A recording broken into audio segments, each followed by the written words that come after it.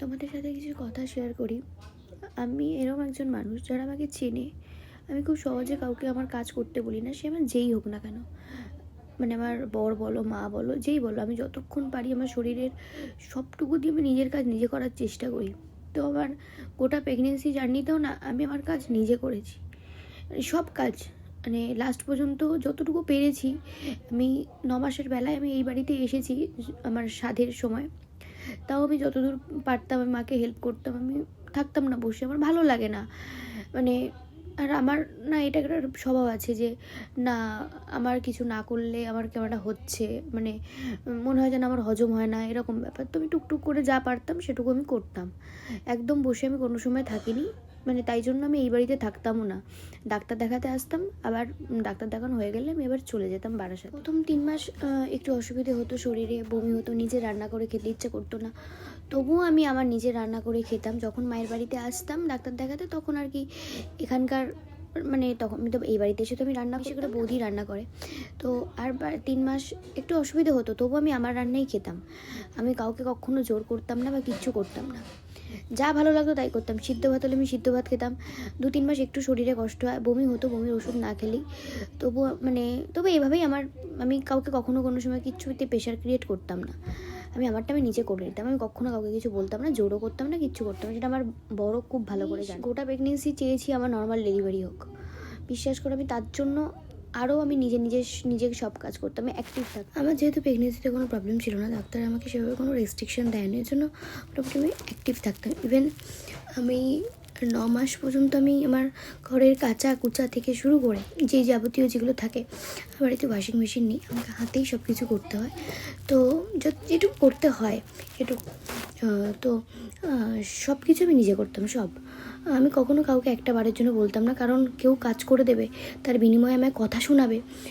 হয়তো শোনাবে না, কিন্তু যদি শোনাতো, আমার কাছে এটাই খুব খারাপ লাগে। যদি আমাকে কিছু বলে, যদি আমাকে কিছু কথা শোনায় আমার কাজ করে দিয়ে ইন ফিউচার, এখন শোনাচ্ছে না, পরে যদি শোনায়, এই ভয়ে আমি কাউকে কিছু করতে দিতাম না। হ্যাঁ, অবশ্যই বরকে বলতাম, ও আমাকে হেল্প করতো। প্রথম ও তো বুঝতো না, আমিও প্রথম মা হচ্ছি, ও প্রথম বাবা হচ্ছে। প্রথমে একটু ওরও সমস্যা হয়েছে, আমারও সমস্যা হয়েছে, কিন্তু তারপর ও আমাকে হেল্প করতো। এটা বলবো না হেল্প করতো না, অনেক ঝামেলা অশান্তি করো। আমি কাজ করে মেকআপ আর্টিস্ট, তোমরা অনেকেই জানো। তো আমার সেই সময় যেরকম, মানে আমি যতদূর পেরেছি, মানে আমার মধ্যে যে আমি কাজ করতে পারবো, যে কাজটা যেরকম কাজ সেরকম কাজ করেছি। রান্না করে কাজ করতে গেছি, আবার বাড়ি এসে ফের আমি রাতের রান্না করেছি।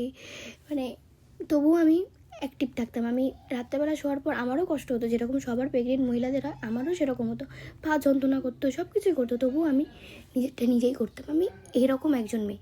তো সেখানে দাঁড়িয়ে আমার ডেলিভারি, এত কিছু কথা বলার কারণ একটাই, যে আমি চেয়েছিলাম আমার ডেলিভারিটা নর্মাল হোক। কেন জানি না, আমাদের এখানে সবাই জানে যে নর্মাল ডেলিভারি হলে মা অনেক তাড়াতাড়ি রিকভারি করে।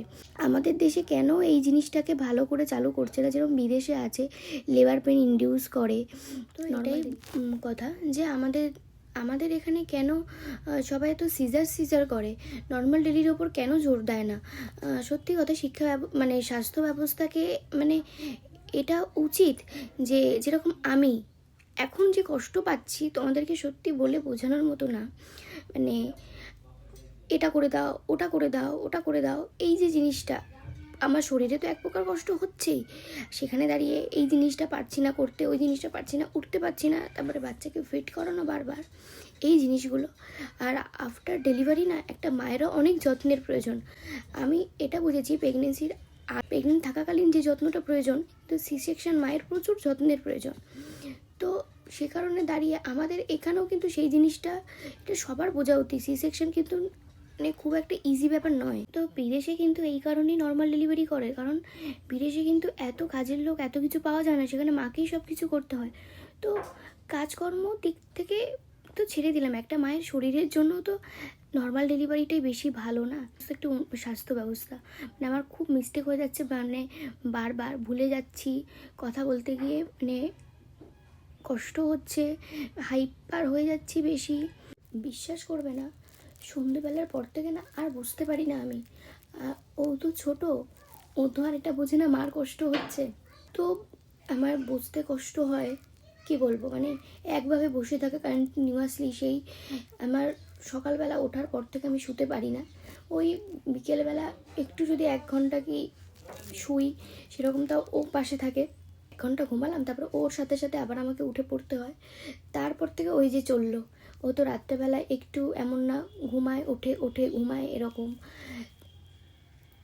একদম যে টানা ঘুম হয় সেরকমও নয়, সবারই হয়, আমার একার কথা আমি বলছি না, আমি জাস্ট যাতে সেখানে এত কোমরে যন্ত্রণা, মানে কোমরে যন্ত্রণা হচ্ছে, মানে আমি পারছি না সহ্য করতে। আর তারপরেও কিছু মানুষের যা ব্যবহার, সব থেকে কষ্ট আমার সেখানে লাগছে, কিছু মানুষের ব্যবহারে, যারা এই সময়তেও আমার সাথে যে ব্যবহারগুলো করছে, আমি তাদেরকে কোনো দিনও ভুলতে পারবো না। আমি তাদেরকে, আমি আর আমার লাইফে সত্যি আমি তাদেরকে কোনো ইম্পর্টেন্স দিতে চাইছি না। আশা করি সবাই তোমরা বুঝতে পারছো এই সময় একটা মায়ের কতটা কষ্ট হয়।